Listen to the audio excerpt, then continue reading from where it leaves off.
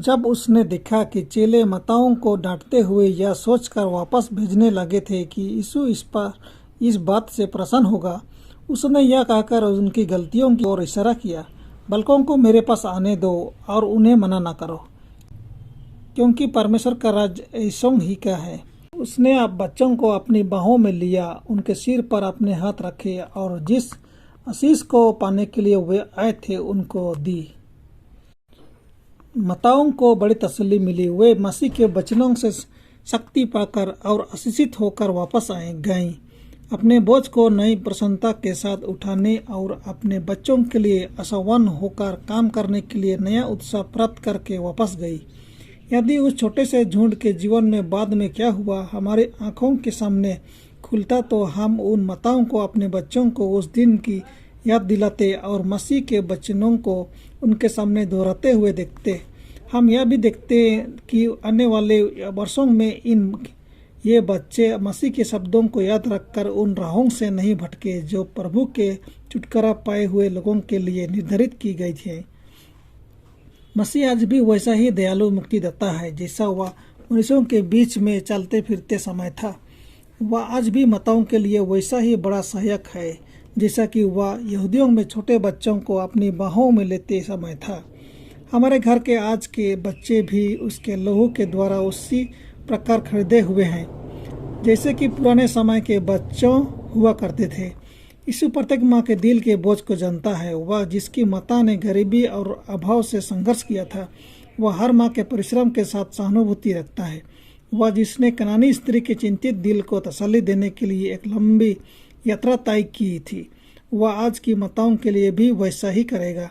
जिसने नयन नगर की विधवा के इकलौते बेटे को जीवित करके उससे वापस दिया, जिसने क्रूस के ऊपर अपनी मानसिक वेदना के बीच अपनी माँ को याद रखा, वह आज भी माताओं की पीड़ाओं से पीड़ित होता है।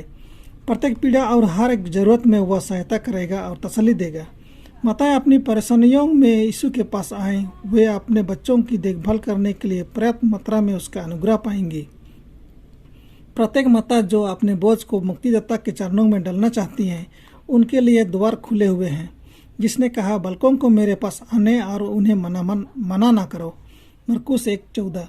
वह अभी भी माताओं को अपने शिष्यों को लेकर उसके पास आने के लिए आमंत्रित करता है कि वे उसके द्वारा आशीष पाएं।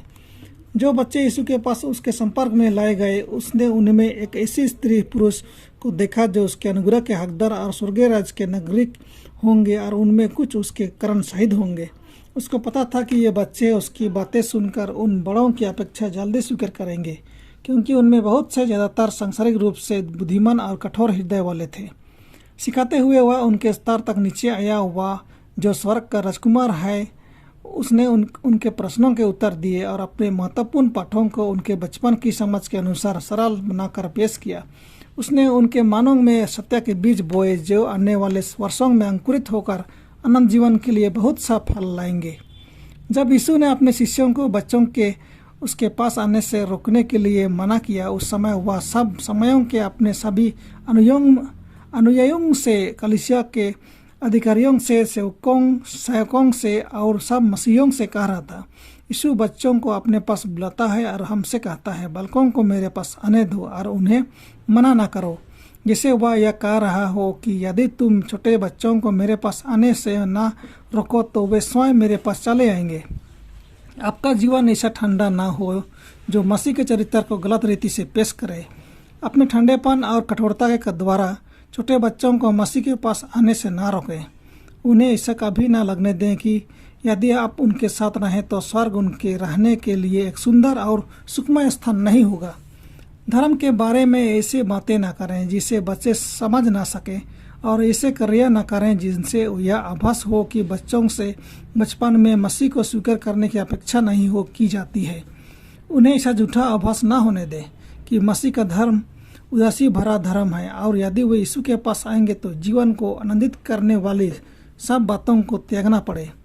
जब पवित्र आत्मा बच्चों के दिलों में क्रिया करता है, तब उसके क्रिया के साथ सहयोग करें। उनको सिखाएं कि मुक्तिदाता उन्हें बुला रहा है, और जब वे लड़कपन और युवावस्था में अपना जीवन उसके हाथों में सौंप देते हैं, तब वह ऐसा आनंदित होता है जैसा किसी और बात से कभी नहीं हो सकता। परमेश्वर आप सबको कोशिश करे। आमीन।